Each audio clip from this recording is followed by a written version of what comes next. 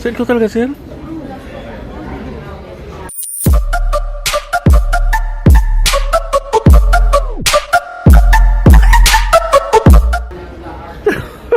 Hindi ko kaya, sir. Sir. Sir talaga nag-bigfit.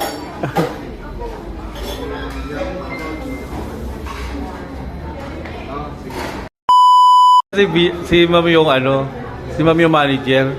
Pero siya nag-ano ng mga ganyan pala sa McDo.